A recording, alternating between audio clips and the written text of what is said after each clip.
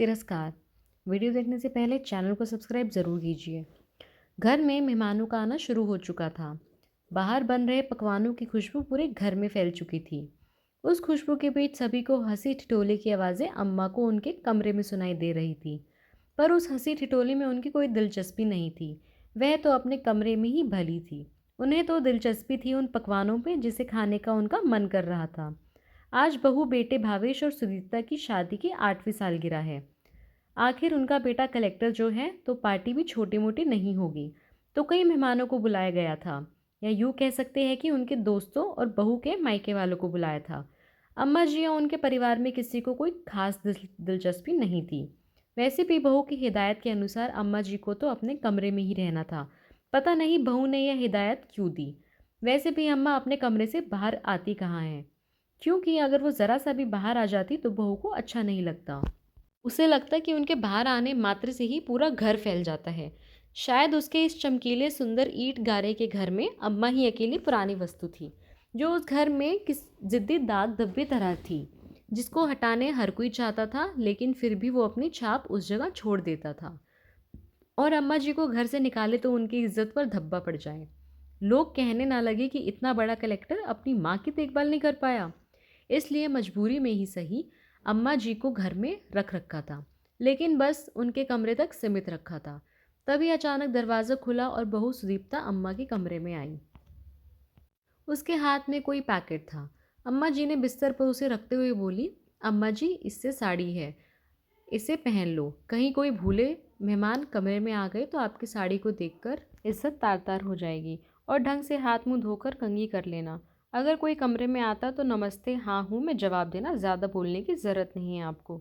सुदीप्ता अपनी धुन में बोले जा रही थी, पर अम्मा उनका ध्यान अभी भी सिर्फ पकवानों की खुशबू पर था।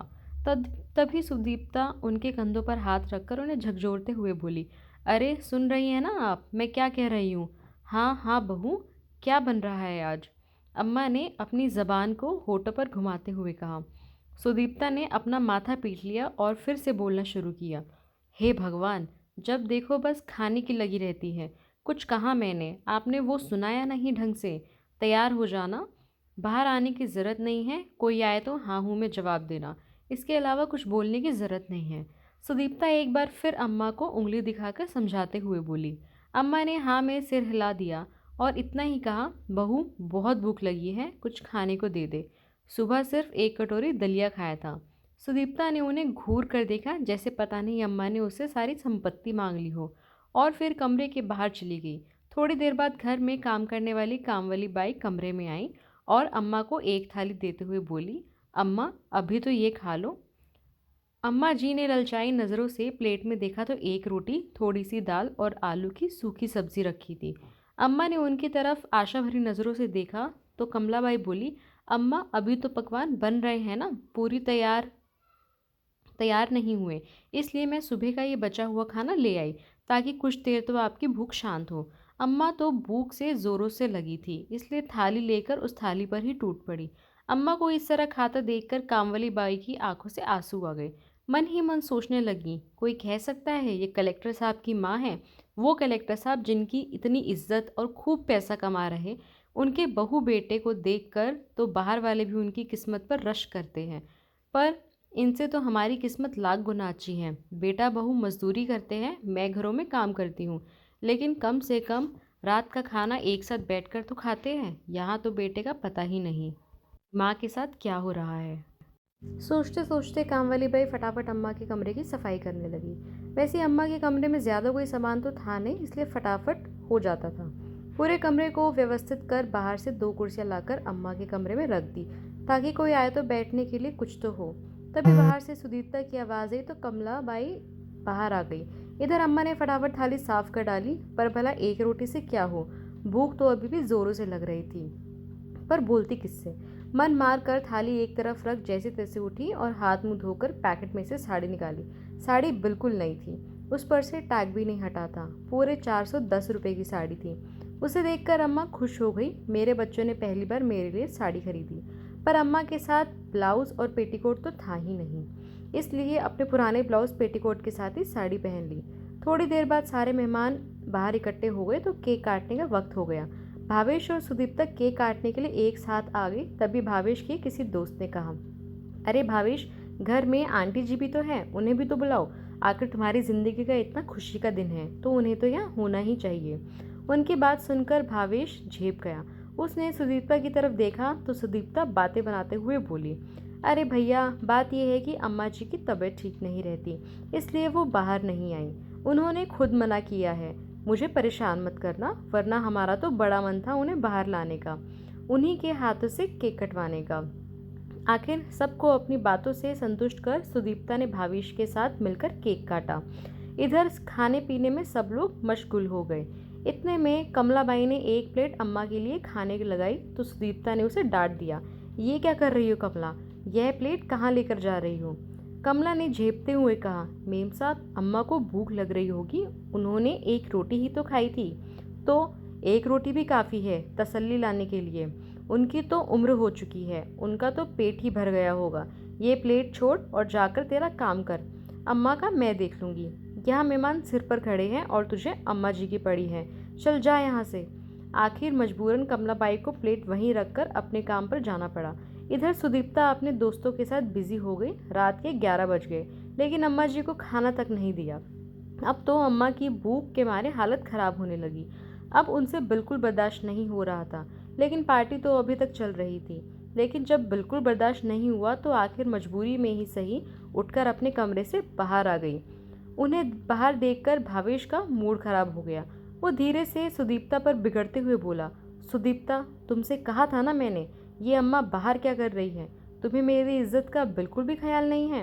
अंदर लेकर जाओ, मैंने अभी के अभी। सुदीप्ता फटाफट अम्मा के पास गई और उन्हें धकेलते हुए बोली, अम्मा जी, आप बाहर क्या कर रही हो, आपकी तबीयत खराब है ना, चलिए अंदर चलिए, आराम कीजिए। लेकिन अम्मा भूख से तड़प रही थी तो सबके सामने ही बोल पड़ी, बहू, मुझे बहुत ज़ोर से भूख लगी है, कुछ खाने को दे दे। उनकी बात सुनकर सब लोग हैरानी से अम्मा की तरफ देखने लगे। इतने बड़े कलेक्टर की माँ अभी तक भूखी प्यासी बैठी है, जबकि कलेक्टर साहब सबको पकवान खिला रहे हैं। कुछ लोग दबी जबान में बात करने लगे। कुछ बातें भावेश और सुदीप्ता के कान तक भी पहुंची। आखिर सुदीप्ता अम्मा को अंदर जबरदस्ती खींचते हुए ले गई। जबरदस्ती उनके पलंग की तरफ धकेलते हुए बोली, खबरदार जो आप बाहर आई, मुझसे बुरा कोई नहीं होगा। शर्म नहीं आती अपने बेटे की इज्जत इस तरह से उछालते हुए। क्या बताना चाहती है आप लोगों को कि हम आपको भूखा रखते हैं। आपसे तो मैं बाद में बात करूंगी, पहले जो बाहर रायता फैलाकर आई है उसे मैं समेट दूं। कहकर सुदीप्ता बाहर आ गई और बाहर आकर सबके सामने ही कमलाबाई को बोली, कमलाबाई, जल्दी से अम्मा को एक प्लेट खाना लगा कर दे दो। अम्मा जी बूढ़ी हो गई है, तब से भूल जाती हैं। अभी शाम को ही उन्होंने खाना खाया था। सुदीप्ता ने बात को घुमाने की कोशिश की। कमलाबाई फटाफट से एक प्लेट में खाना लगाकर अम्मा को देने गई तो देखा कि अम्मा रो रही थी। कमलाबाई को देखते ही बोली, कमलाबाई, बहू ने कितनी जोर से धक्का मारा मुझे, मेरे हाथ पर चोट लग गई। रोते रोते अम्मा ने अपनी चोट कमला को दिखाई, जिसमें से खून रिस रहा था। कमला अम्मा के पास बैठते हुए बोली, काहे बर्दाश्त करती हो अम्मा जी, भला आपके पास क्या कमी है, फिर आप बेटे बहू की मोहताज क्यों। जानती हो कमला, गांव में मेरे पास ज़मीन जायदाद सब कुछ है, चाहूँ तो आज अपने लिए नौकर रख सकती हूँ, लेकिन परिवार तो चाहिए ना, मैं अकेली क्या कर लूँगी। वहाँ की खेती बाड़ी से जो भी पैसा आता है वो सब भी तो बहू बेटे रख लेते हैं। ये दोनों अच्छे से जानते हैं कि इनके अलावा मेरा कोई भी नहीं है, तो आखिर मैं कहाँ जाऊँगी, इसलिए ये लोग मेरे साथ। कहते कहते अम्मा की जुलाई छूट गई। अम्मा पति के बगैर बेटे को पढ़ा लिखा कर कलेक्टर बना सकती हो, अपने दम खम पर पूरी ज़िंदगी पूरी ज़मीन ज़्यादा तो संभाल सकती हो, और आप कह रही हो कि आप क्या कर सकती हो। आपके इतने बुरे दिन तो नहीं आए कि आप रोटी के लिए मोहताज हो जाओ। अम्मा, भले ही एक रोटी खाओ, लेकिन स्वाभिमान की तो खाओ। इतने में बाहर से सुदीप्ता ने कमलाबाई को आवाज़ लगाई तो कमला गई फटाफट कमरे के बाहर चली गई। कमलाबाई की बात का अम्मा पर बहुत गहरा असर हुआ। काफ़ी देर तक आंखों में आंसू लिए वो उस खाने को प्लेट को देखती रही, लेकिन ज़ोरों की भूख होने के बावजूद भी उस प्लेट को छुआ तक नहीं। थोड़ी देर बाद कमलाबाई प्लेट लेने कमरे में आई तो देखा कि खाना ऐसे ही रखा हुआ था। अम्मा बस छत की तरफ निहार रही थी। कमलाबाई ने पूछा, क्या हुआ अम्मा, आपने खाना नहीं खाया। नहीं चाहिए मुझे तिरस्कार की रोटी, ले जाए इसे वापस। कमलाबाई ने अम्मा को मनाने की कोशिश की, लेकिन अम्मा ने खाना खाया तक नहीं। तब तक बाहर पार्टी भी खत्म हो चुकी थी।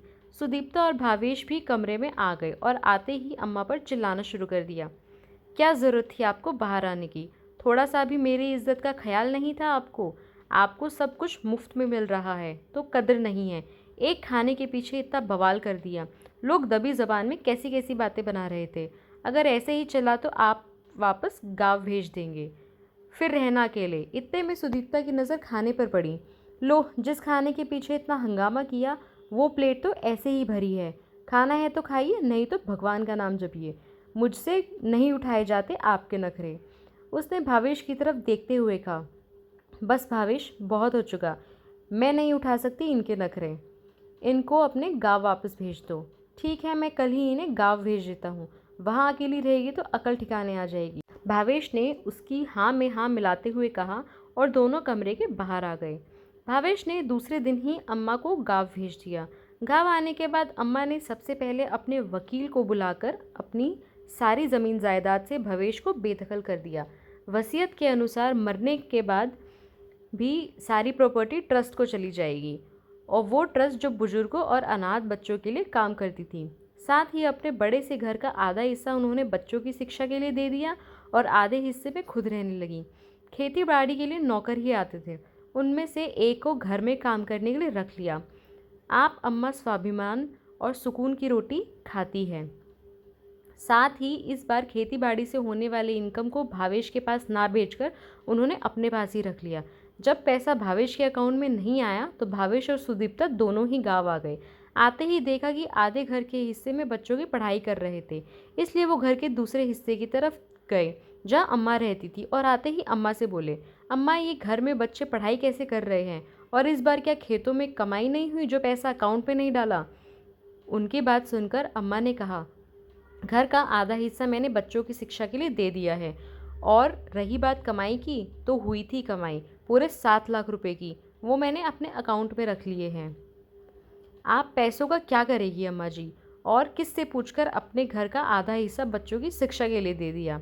अब की बार सुदीप्ता ने कहा, इसमें पूछना क्या है? संपत्ति मेरी थी तो मैंने अपने अनुसार इस्तेमाल कर ली। वैसे तुम लोग होते कौन हो मुझसे यह सब कहने वाले? कैसी बात कर रही हो अम्मा? हम आपके बेटे बहू हैं, आपका भला बुरा अच्छे से जानते हैं। भावेश ने बिगड़ते हुए कहा, कौन से बेटे बहू? वो जो रोटी तक के लिए अपनी अम्मा को तरसा देते हैं। देख बेटा, ऐसे बेटे बहू मुझे नहीं चाहिए। वैसे भी मैं तुम्हें प्रॉपर्टी से बेदखल कर रही हूँ, तो अब गांव में तुम्हारे लिए कुछ भी नहीं है। अब तुम्हारा शहर भला, तुम्हारा घर भला, यहाँ आने की ज़रूरत नहीं है। अम्मा जी, आप कैसे कर सकते हो? अम्मा की बात सुनकर सुदीप्ता चिल्लाते हुए बोली, मैंने तो प्रॉपर्टी से बेदखल किया है, कम से कम धक्का देकर किसी को चोटिल नहीं किया, जैसे तुमने मेरे साथ किया था बहू। वैसे भी अब ना इस प्रॉपर्टी में तुम्हारा कोई हिस्सा है और ना ही मेरी ज़िंदगी में। रही बात मेरे मरने के बाद की, तो मेरी चिता को अग्नि देने मत आना। गांव में कोई भी इंसान मेरी चिता को अग्नि दे देगा।